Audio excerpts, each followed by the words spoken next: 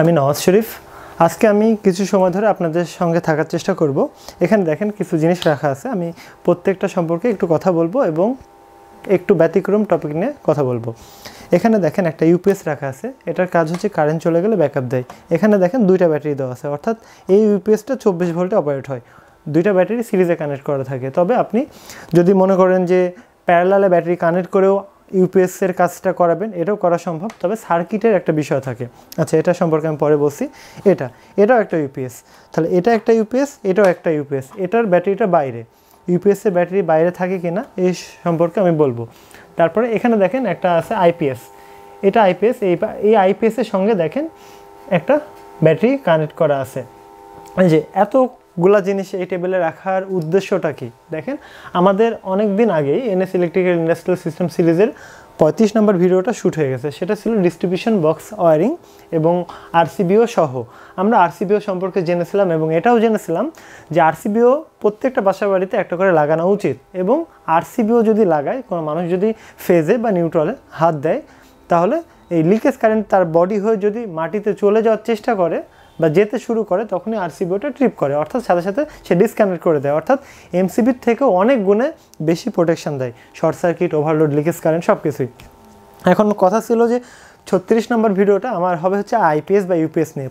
এখন দেখেন আইপিএস কি বা ইউপিএস কি এটা আপনাকে জানতে হবে, এটা একটা সমস্যা। তারপরে ইউপিএসের জায়গাতে আপনি আইপিএস ব্যবহার করতে পারবেন কিনা, বা সেম ওয়ারিং আপনি ব্যবহার করতে পারবেন কিনা, বা আপনি যদি মনে করেন যে ইউপিএসের যে ইনপুট প্লাগটা আছে না, এটা আপনি ফেজ চেঞ্জ করে দিবেন, তাহলে কোনো সমস্যা হবে কিনা, আর সমস্যা না হওয়ার জন্য কি করতে হবে। তারপর আইপিএস বা ইউপিএস থেকে যে আউটপুটটা আপনি পাবেন, অর্থাৎ কারেন্ট চলে গেলে যে আমরা এখান থেকে আউটপুটটা পাই, যেমন এখানে দেখেন 4টা পোর্ট দেওয়া আছে, 4টা এসি, তাহলে কারেন্ট চলে গেলে তো আউটপুট আমি 3 পিন আকারে পাচ্ছি, মানে একটা ফেজ, একটা নিউট্রাল, একটা আর্থিংটা আমি বাদ দিলাম, তাহলে একটা ফেজ এবং নিউট্রাল। তাহলে শুধুমাত্র ফেজ নিয়ে গোটা বাড়ির লাইট চালানো সম্ভব, এটার প্রপার নিয়ম কিনা, অন্যান্য দেশে কোন নিয়ম চলে, অনেক গুণে প্রশ্ন থাকে। এটা তো আমি খুব সাধারণ কথা বললাম। একটা আইপিএসের কনসেপ্ট যদি কেউ ভালোভাবে জানে, একটা বড় বিজনেস মানুষ রান করতে পারে, অর্থাৎ আইপিএস দিয়েও একটা মানুষ বড় মাপের ব্যবসা করে। অনেক বড় কোম্পানি আইপিএস দিয়েই শুরু করে বা দাঁড়িয়ে যায় আর কি। তাহলে আইপিএস খুবই ছোট একটা বিষয় না, তবে যদি খুব সুন্দরভাবে ব্যাখ্যা করা যায় তাহলে এই বিষয়টা হচ্ছে অনেক ইন্টারেস্টিং একটা বিষয়। আমি যদি ইন্টারনালের বিষয়টা আগে বলি, তার আগে আমি একটা কথা বলি, সেটা হচ্ছে দেখেন, আমি ইলেকট্রনিক্স নিয়ে কাজ করতে খুব পছন্দ করি। আমার এর আগে এনএস বেসিক ইলেকট্রনিক্স নামে একটা সিরিজ ছিল, সেখানে আমি বেসিক আকারে ইলেকট্রনিক্স শেখানোর চেষ্টা করেছিলাম। সেখানে 63টা ভিডিও আপলোড করা আছে। তো সেই ধারাবাহিকতায় যদি আমি এই সার্কিটে আসি, দেখেন যে কোনো একটা সার্কিট। আচ্ছা, আমি প্রথমে আইপিএসের একটা সার্কিটে আসি। এই পাশে এই যে এখানে এটা একটা আইপিএসের সার্কিট, অর্থাৎ এখানে যে কম্পোনেন্টগুলো আছে, এমন কোনো কম্পোনেন্ট আছে কি যেটা আমি ব্যাখ্যা করিনি? আচ্ছা, আমি একটা করে দেখাই। এই যে এটার নাম হচ্ছে ট্রান্সফরমার। এই যে ট্রান্সফরমারের 3টা তার, তাহলে এটা কি সেন্টার ট্যাপ ট্রান্সফরমার। তারপরে যে এখানে আবার 4টা তার দেওয়া আছে। এই 4টা তার কিসের জন্য দেওয়া আছে? অর্থাৎ 220 ভোল্ট একটাতে ইন হবে, আবার আউট হবে আরেকটা তার দিয়ে যখন কারেন্টটা চলে যাবে। এখানে দেখেন একটা রিলে লাগানো আছে, এটা হচ্ছে ব্যাংক রিলে। একটা রিলে কাজ যদি সম্পর্কে আপনি জানেন, অন্যান্য রিলে সম্পর্কে জানবেন। এগুলো প্রত্যেকটা পাশপাতি কিন্তু আমাদের কাছে আছে। যেমন এটা একটা রিলে, এটা ব্যাংক রিলে, এটা ইলেকট্রোলাইটিক ক্যাপাসিটার, এটা যদি দেখা এটা হচ্ছে সিরামিক ক্যাপাসিটার, এগুলো হচ্ছে ট্রানজিস্টার, অর্থাৎ BC547 ট্রানজিস্টর। এগুলো দেখেন বিভিন্ন মানের রেজিস্টর, এই হলুদ কালারগুলো, এগুলো ভিআর, হ্যাঁ, এগুলো ভিআর ভার্টিক্যাল টাইপ।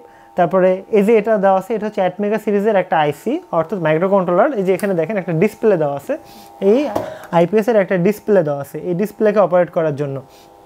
তারপরে এবার আইপিএসের এটা দেখেন, এটা একটা ট্রান্সফরমার, একে ভোল্টেজ দেওয়ার জন্য, এই আইসিকে ভোল্টেজ দেওয়ার জন্য।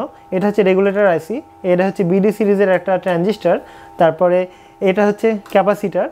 তারপরে এখানে দেখেন এটা হচ্ছে মেন জিনিস, এটাকে আমরা বলি হচ্ছে এইচ ব্রিজের মাধ্যমে কাজ করে। এখানে দেখেন 1টা 2টা 3টা 4টা 5টা মসফেট এপাশে, 5টা মসফেট এপাশে। এই মসফেটটাই কিন্তু এসিকে ডিসি করে। অর্থাৎ আমি যদি আরও সার্কিটগুলোতে দেখাই, প্রত্যেকটা সার্কিটে দেখবেন মসফেট থাকে। যেমন এখানে দেখলাম আমরা 10টা মসফেট। এখানে আসি, দেখেন এখানে আমাদের মসফেট আছে, এই যে 1টা 2টা, এখানে 2টা মসফেট, এখানে 2টা মসফেট, অর্থাৎ 4টা মসফেট আছে এখানে। এটা আমার 1200 ভিএর ইউপিএসটা রান হয় আসলে কারেন্ট চলে গেলে কোনো সেন্সিটিভ ডিভাইস চালানোর জন্য, যেমন আপনার হতে পারে কম্পিউটার বা সার্ভার রিলেটেড, অর্থাৎ যে জায়গাতে ডাটা লসের সম্ভাবনা থাকে। আমি যদি বিষয়টা একটু ক্লিয়ারভাবে বলি, অর্থাৎ কারেন্ট চলে যাওয়ার পরে কিন্তু ব্যাটারি লাইনটাকে বাইপাস করতে হবে। এটা বাইপাস করার সময় যেন সিস্টেমটা অফ না হয়ে যায়, তাহলে কি করতে হবে, সাথে সাথে আমাকে লাইনটা বাইপাস করে দিতে হবে একবারে কয়েক মিলি সেকেন্ডের মধ্যে। তাহলে ইউপিএস কয়েক মিলি সেকেন্ডের মধ্যে অন হতে পারে, কিন্তু আইপিএসের ক্ষেত্রে দেখা যায় যে 1 সেকেন্ড থেকে শুরু করে 5 বা 7 সেকেন্ডও সময় লাগে আইপিএসটা অন হতে। তবে ম্যাক্সিমাম আইপিএসই দেখা যায় যে 2-3 সেকেন্ডের মধ্যে অন হয়ে যায়। কিন্তু যেটা আবার ইউপিএস মোড আইপিএস, অর্থাৎ আইপিএসটাকে ইউপিএস মডেল অনুযায়ী বানানো হয়, সেটা আবার সাথে সাথে অন হওয়ার ক্ষমতা রাখে। আচ্ছা, আমি ইউপিএস নিয়েই প্রথমে ব্যাখ্যাটাতে আসি। এই যে আমার ধরেন এটা একটা ইনপুট প্লাগ, এটা আমি যদি কারেন্টে লাগাই তাহলে কারেন্টের লাইনটা সরাসরি এই আউটপুটে দিয়ে দিবে, অর্থাৎ কারেন্ট থাকাকালীন এখানে কারেন্টের লাইনটা আউটপুট পাবো। কিন্তু কারেন্ট যখনই চলে যাবে তখন কি করবে, এই যে ব্যাটারিটা আসে, ব্যাটারি থেকে ভোল্টেজ নেবে, ডিসি ভোল্টেজ, এই ডিসি ভোল্টেজটাকে এসিতে রূপান্তর করবে এইচ ব্রিজের মাধ্যমে। সেটা হচ্ছে মসফেট দিয়ে বানানো হয়। এই ডিসিকে এসি করার পরে এসি ভোল্টেজটা আবার ট্রান্সফরমারের ইনপুটে মানে এক পাশে দেওয়া হবে, আরেক পাশ থেকে যেন স্টেপ আপ হয়ে আমাদেরকে ভোল্টেজটা দিতে পারে, অর্থাৎ 12 ভোল্ট ইন হবে এবং আউটপুটে আমরা সরাসরি এসি ভোল্টেজ পাবো। এখন এই যে মসফেটটাকে ডিসিকে এসি বানালো, এখন যত ভালো মানের মসফেট লাগানো হবে তত বেশি ভালো মানে বেশি পরে লোড চালানো সম্ভব। এটা মসফেটের উপর ডিপেন্ড করে। দেখা যায় আপনার P55NF06 দিয়ে বানানো হয়, অনেক সময় বানানো হয় RF Z44N, অনেক সময় বানানো হয় 3205, অর্থাৎ বিভিন্ন ধরনের মসফেট আসে আর কি। অনেকে আমরা বুঝি না যে কোন আইপিএসটা ভালো কোনটা খারাপ। আমাদেরকে কি করে, যারা বিক্রি করে তারা মানে কম দামের মধ্যে দেওয়ার জন্য কি করে, একটা খারাপ মানের বা কমা একটা মসফেট লাগিয়ে আমাদেরকে দিয়ে দেয়। তখন দেখা যায় যে কয়েক বছরের মধ্যে সমস্যা দেখা দেয় আর কি। আবার দেখা যায় যে একটু বেশি মানের লোড চালাতে গেলেই সমস্যা হয়, কোনো সময় মসফেট পুড়ে যায়, কোনো সময় আপনার লোডটা বন্ধ হয়ে যায়, এরকম অনেক সেন্সিটিভ বিষয় থাকে। তো এগুলো নিয়ে দেখেন, আমি এটা কোনো শেখানোর ভিডিও এখন বানাচ্ছি না, জাস্ট আমি একটু সময় পাস করার জন্য আমি এখানে আসছি যে আমাদের সামনের ভিডিওটা আসতে সময়টা কেন লাগছে। দেখেন, একটা সামান্য টপিকও যদি আমি আপনাদেরকে ব্যাখ্যা করতে যাই, অনেক বড় বড় জটিলতা তৈরি হয় আর কি। যেমন দেখেন, এই যে একটা ইউপিএসের ফেজটা যখন আমি চেঞ্জ করে দিব, চেঞ্জ তো 3 পিনে করতে পারবো না, যে 2 পিনে এখানে লাগানো আছে, জিপটা দিয়ে লাগানো আছে, যেন আমি এইভাবে ফেজটা চেঞ্জ করে লাগিয়ে এক্সপেরিমেন্ট করতে পারি। এটা ইউপিএসের ক্ষেত্রে কি হবে, আইপিএসের ক্ষেত্রে কি হবে। আবার ভিএর বিষয়টা, যেমন আমরা যখন আইপিএসটা কিনতে যাই বাজারে, আমরা ভিএ দেখতে পাই। যেমন এটা দেখেন 1200 ভিএ লেখা আছে, অর্থাৎ 1200 ভিএ সমান কত। এই 1200 ভিএকে যদি, এটা হচ্ছে আসলে কস থিটার উপরে ডিপেন্ড করে, এই 1200কে যদি আমি 0.8 দিয়ে গুণ করি তাহলে 960 ওয়াট সে দিতে পারবে। তাহলে এখানে কতগুলো বিষয় থাকে, সময়ের বিষয়গুলো থাকে, অনেক বিষয় আমাকে রিসার্চ করে কিন্তু আমাকে ভিডিওগুলো বানাতে হয়। আমি জাস্ট মনে করলাম যে কিছু জিনিস ব্যাখ্যা করা উচিত, অনেক সময় নিজেদের বিষয়গুলো দেখাতে হয় আর কি। যে এই রুমটা দেখেন, এই রুমেই ভিডিওগুলো শ্যুট করা হয়। যখন যে পার্টসপাতিগুলো আমার প্রয়োজন হয়, সেই পার্টসপাতিগুলো আমি এগুলো থেকে কালেক্ট করে নেওয়ার পরে আমি রিসার্চ করি যে একটা মসফেট টেস্ট করতে গেলেও আমাকে একটা মসফেট বের করে আমাকে টেস্ট করতে হবে, ভালো কোনটা খারাপ, কোনটা খারাপের সাথে তুলনা করতে হবে। আপনারা যদি মনে করেন বাংলাদেশের যে কোনো প্রান্ত থেকে আমরা কিন্তু পাঠাতে পারি আর কি, এগুলো পার্টসপাতি বাংলাদেশের যে কোনো প্রান্তে আমরা পাঠাতে পারি। আচ্ছা, যাই হোক, আমরা সার্কিট নিয়ে আরেকটু কথা বলে আমি শেষ করে দেব, কারণ এটা মনে করবেন যে এটা কোনো সিরিজের ভিডিও না। সিরিজের ভিডিওগুলো সিরিয়ালভাবে একবারে সিকোয়েন্সভাবে থাকে, আর এগুলো জাস্ট লাইফের একটা স্মৃতি হিসাবে থাকবে। এবং আমি যে ভিডিওগুলোর জন্য কেন সময় নিচ্ছি এই জিনিসটা আমি তুলে ধরার চেষ্টা করলাম। আমার চ্যানেলে দেখেন র্যাঙ্কটা কম, কারণ আমার ভিডিওগুলো অনেক লম্বা হয়, এই জন্য সবাই সম্পূর্ণ দেখে না, এই জন্য র্যাঙ্কটা কম, এই জন্য সাবস্ক্রাইবারের সংখ্যাও খুব স্লো আকারে বাড়ে। তবে এই বিষয়গুলো যখন আপনারা দেখবেন তখন আপনাদেরই একটা অনুপ্রেরণা তৈরি হবে এবং আপনারা নিজেরাও চাইবেন যে না, আমি সাবস্ক্রাইব করি এবং বিষয়গুলো আরও শেখার জন্য তাকে একটু সময় দিই। আচ্ছা, এখানে আসি। এই সার্কিটটার যদি আমি এক ধার থেকে যাই, এটা ব্যাংক রিলে, এটা রিলে, এটা হচ্ছে আমাদের ক্যাপাসিটার, এটা সিরামিক ক্যাপাসিটার। তারপরে এটা দেখেন পিএফ, হ্যাঁ। তারপরে এই যে এগুলো হচ্ছে ডায়োড, এগুলো রেজিস্টর, এগুলো ভিআর, এগুলো ট্রানজিস্টার, এগুলো জিনার ডায়োড, এটা হচ্ছে ক্রিস্টাল। তারপরে এটা দেখেন, এটা হচ্ছে মস, অর্থাৎ এটা একটা অপটো কাপলার। এখানে বাজার লাগানো যেত, অনেকে লাগায়নি। এটা হচ্ছে বিডি সিরিজের ট্রানজিস্টার, অর্থাৎ বিজেটির মধ্যে পড়বে। তারপরে এখানে আর কি আছে দেখেন, আর তেমন কিছুই নাই। এই যে এটা হচ্ছে অ্যাটমেগা সিরিজের একটা কন্ট্রোলার, এখানে যে এই আইপিএসটা কত ভোল্টেজে চার্জ করছে, কোন কোন ডাটা দেখাবে সব কিছু একটা প্রোগ্রাম আকারে দেওয়ার জন্য এখানে একটা মাইক্রো কন্ট্রোলার দেওয়া আছে। এবার যদি আমরা এখানে আসি, এখানে দেখেন এটা হচ্ছে ইন্ডাক্টর, এটা হচ্ছে আমাদের ফিক্সড ক্যাপাসিটার, এটা হচ্ছে 10 ওয়াটের, এটা ডায়োড বেশি অ্যাম্পিয়ারের, দেখা যাচ্ছে যে এটা আপনার 7 অ্যাম্পিয়ারের উপরে। এগুলো হচ্ছে ইলেকট্রোলাইট ক্যাপাসিটার, আর এটা সিরামিক ক্যাপাসিটার, এগুলো রেজিস্টর, এগুলো ডায়োড, এগুলো ট্রানজিস্টর মানে বিজেটি টাইপ। আর কি আছে দেখেন, এটা একটা ক্যাপাসিটার, আর এটা হচ্ছে কুলার, এখান থেকে আমরা ইনপুট নিই, এটা একটা ক্যাপাসিটার লাগানো আছে, এটা হচ্ছে নন পোলারাইজ ক্যাপাসিটার, অর্থাৎ এটা এসি ভোল্টেজে কাজ করে। এটা হচ্ছে ডিসপ্লে 7 মানে এটা হচ্ছে লিকুইড ক্রিস্টাল ডিসপ্লে 16/2 সাইজের। এটা হচ্ছে ব্যাটারি, এটা দেখেন এখানে অ্যাম্পিয়ারটা দেওয়া আছে 70 অ্যাম্পিয়ার, এটা আরও অ্যাম্পিয়ার, এটা আসলে 1220 এর ট্রান্সফরমার মানে আইপিএস, সেক্ষেত্রে এটা 200 অ্যাম্পিয়ার ব্যাটারি আরামে লাগানো যাবে, সেই অনুযায়ী ডিজাইন করা।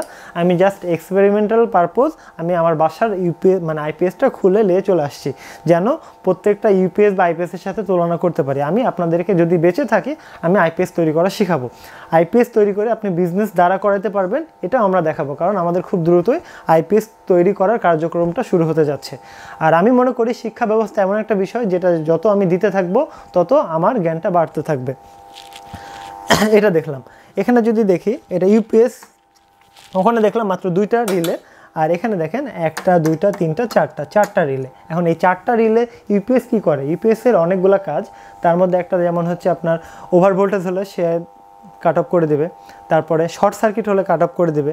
আবার যদি মনে করেন যে আউটপুটের কোনো ফেজার নিউট্রাল যদি আপনি একজাত করে দেন তাহলে কাট অফ করে দিয়ে আপনাকে জানিয়ে দিবে কোনো একটা বিপ দিয়ে যে আপনার কোথাও সমস্যা হয়েছে, এরকম অনেক সমস্যা সে সমাধান করতে পারে আর কি। তারপরে এখানে যদি পার্টসপাতিগুলো আমরা দেখি, দেখেন এটা হচ্ছে রিলে, এটা রিলে, এটা হচ্ছে আমাদের ক্যাপাসিটার, এটা অনেকেই চিনে না, এটা ক্যাপাসিটার।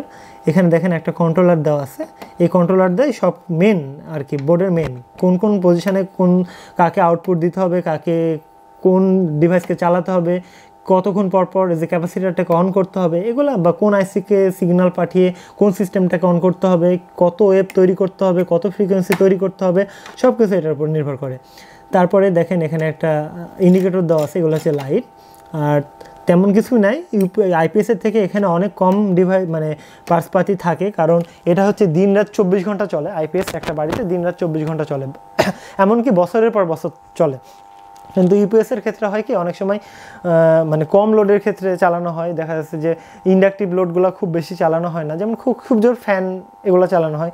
আমরা যদি মনে করি যে না ওয়াশিং মেশিন চালাবো, আইপিএসের মাধ্যমে ওয়াশিং মেশিন চালানো খুব একটা বুদ্ধিমানের কাজ না, সেক্ষেত্রে অনেক বেশি মানের মানে আইপিএস মেশিনগুলো লাগে বা ইউপিএস মেশিনগুলো লাগে। তবে সবথেকে মানে বিষয়টা মানুষ বুঝতে পারে না, যেটা হচ্ছে মানুষ মনে করে যে বাসা বাড়ির জন্য শুধুমাত্র আইপিএস লাগাবো, এটা ভুল কথা। আইপিএস মোড মানে ইউপিএস মোড অনুযায়ী আইপিএস লাগানো সম্ভব। সেক্ষেত্রে কী হবে, আপনার যে লোডগুলো আছে সেগুলো একটু সেভে থাকবে। যদি ওভার ভোল্টেজ হয় বা শর্ট সার্কিট হয় সেক্ষেত্রে আপনার আইপিএসটা হয় কাট অফ করে দেবে অথবা লাইন ছেড়ে দেবে, এরকম অনেক বিষয় থাকে। তারপরে আপনার সাথে সাথে অন হয়ে যাবে, একটা কম্পিউটার অফ হবে না, ওই সময়টাও মানে সে রান হয়ে যাবে। তবে ধরা হয় যে প্রত্যেকটা কম্পিউটারের নিজস্ব একটা ইউপিএস থাকা উচিত, যেন আইপিএস থেকেও যদি কোনো ফ্ল্যাকচুয়েশন আসে সে যেন কাট অফ করে দিতে পারে, কারণ কম্পিউটার অনেক সেন্সিটিভ একটা বিষয়। প্রত্যেকটা বাসাতে আইপিএস মানে কম্পিউটার বা সার্ভার সিস্টেমে একটা ইউপিএস লাগানো উচিত। তো যাই হোক, আজকে আর কথা বাড়াবো না, আজকে হয়তো বা অনেক বেশি কথা বলে ফেললাম। দেখেন আমাদের এখানে যদি দেখায় যে এখানে দেখেন 35 নাম্বার, এখানে দেখেন ডিজিট 36 নাম্বার যখনই উঠবে তখনই বুঝে যাবেন যে প্রথম ভিডিওটা হয়তো বা ইউপিএস নিয়ে আসবে। আমি ইউপিএস দিয়ে খুব সাধারণ নিয়ম থেকে শুরু করব, যেন সবাই ইউজ করতে পারেন। খুব সাধারণভাবে শুরু করব এবং ইউপিএসের ওয়ারিং মানে আইপিএসের ওয়ারিংয়ের সাথে ইউপিএসটাকে তুলনা করে আইপিএসের জায়গাতে ইউপিএস লাগিয়েও আমি আপনাদেরকে দেখাবো, এবং এটাও দেখাবো বিএনসিসি রুলস অনুযায়ী কোনটা প্রপার ওয়ে। আবার এটাও দেখাবো যে আপনার আমাদের বাসা বাড়ির জন্য কোনটা বেশি আমাদের সেফ, তার কিভাবে আমাদেরকে বাঁচাইতে হবে। আমি যতই আপনাকে রুলসের মধ্যে রাখার চেষ্টা করি না কেন, কোনোভাবে এটা সম্ভব না, কারণ আমরা প্রত্যেকটা মানুষই যখন একটা ভালো মাপের ইলেকট্রিশিয়ান হয়ে যায় তখন খুব একটা রুলস আমরা ফলো করি না। কারণ দেখা যায় যে একটা কাস্টমারের একটা টাকার বিষয় থাকে, এক কয়েল তার বাঁচানো মানে 6-7 হাজার টাকা বাঁচিয়ে দেওয়া, তাহলে মানুষের তো একটা টাকারও বিষয় থাকে, এবং অন্য মিস্ত্রিরও যেন বুঝতে সুবিধা হয় সেটা আমাদেরকে ফলো করতে হয় আর কি। এই জন্য আমাদেরকে সব নিয়মই জেনে রাখতে হবে। কোনটা অ্যাপ্লাই করবেন সম্পূর্ণ আপনার বিষয়। এখন যদি মনে করেন যে আমি পরীক্ষা দিব কোথাও বড় বড় জায়গাতে, সেক্ষেত্রে আপনি রুলস ফলো করে কাজগুলো দেখাবেন, এবং আপনার বাদবাকি যদি আপনার ভুলও হয় কোনো কাজ, মানে প্র্যাকটিক্যাল জগতে রুলসের বাইরে যদি থাকে, কোনো সমস্যা নাই। যদি আপনার কাছে মনে হয় ঠিক এবং কাস্টমার কাছেও যদি মনে হয় ঠিক, এবং সেটা দিয়ে যদি কোনো সমস্যা তৈরি না হয়, আপনি যদি বুঝতে পারেন, তাহলে ওটাই ঠিক। তো যাই হোক, আজকে আর কথা বাড়াবো না। আমি জাস্ট আপনাদের কাছে আজকে আসলাম সময়টা চেয়ে নেওয়ার জন্য, যে একটু সময় লাগবে সামনের ভিডিওটার জন্য।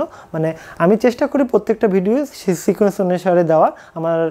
আমি টাইমের হেরাফেরা করা পছন্দ করি না। এই জন্য যদি মাঝে মধ্যে তাও এই রিসার্চের পারপোজ যেটা হয়ে যায়, কারণ একটা দেখেন, মানুষ যখন অভিনয়ের কোনো একটা স্ক্রিপ্ট থাকে, ওদের স্ক্রিপ্ট অনুযায়ী অভিনয়গুলো করে এবং তাদের একটা সময়ের মধ্যে শেষ হয়ে যায়। কিন্তু আমাদের বিষয়টা হচ্ছে একটা সমস্যার সমাধান করি, আরেকটা তৈরি হয়ে যায়। তখন ওটা সম্পর্কে জানতে হলে আবার আরেকটা সমস্যা অলরেডি তৈরি হয়ে যায়। আবার এরকমও হয় যে একটা সমস্যা সলভ করতে করতে প্রথম যে সমস্যা হয়েছিল ওই প্রশ্নটাই ভুলে গেছি, এরকম হয় আর কি। তো এই যে বিষয়গুলা আপনাদের জানা দরকার। তবে আমি বেঁচে থাকলে আমি যা শেখাবো বেসিক থেকে অ্যাডভান্স লেভেলে শেখানোর চেষ্টা করব। তো যাই হোক, আজকের মতো এ পর্যন্ত। আমি এতক্ষণ কথা বলছিলাম নওয়াজ শরীফ। ভালো থাকবেন, আপনার প্রিয় মানুষগুলোর খেয়াল রাখবেন। ধন্যবাদ।